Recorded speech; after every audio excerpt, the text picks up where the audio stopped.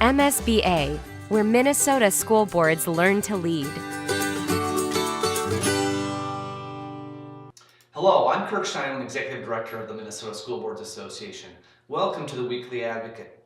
The Teacher Retirement Association is running a significant deficit. School districts, as employers, are required to pay pension costs with no local ability to manage these costs. The governor's budget makes the following recommendations for TRA. First, he wants to increase the employer contributions from 7.5% to 9.5%, phased in over 4 years so that rates would increase by 0.5% for pay 18, 1% for fiscal year 19, 1.5% for fiscal year 20, and 2% in fiscal year 21. State funding through a pension adjustment in the school aid formula would offset these costs in fiscal year 18 and 19, but not in the 2020-21 biennium. The total cost of the employer contribution would be $64 million to the state.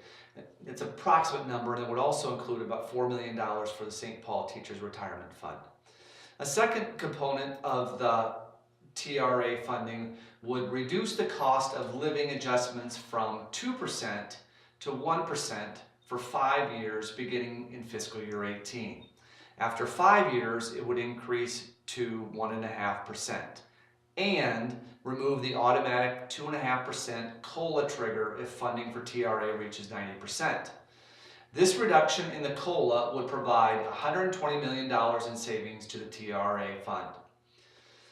The next item would extend the TRA's amortization period from 20 to 30 years, similar to extending a mortgage on a home for a period of time. This would provide approximately $49 million in savings. The proposal does not include an employee contribution increase.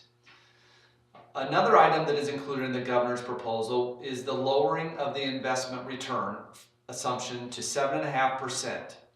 The Governor Dayton wants all of the state retirement funds to use a 7.5% assumed rate of return.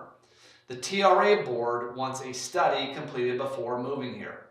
Moving to a 7.5% rate of return would make the pension hole look much, much deeper. MSBA's take. First, we need state aid to pay for the employer share for all 4 years. Secondly, let the study on the assumed rate of return take place. Additional stress on the TRA fund is not needed at this point.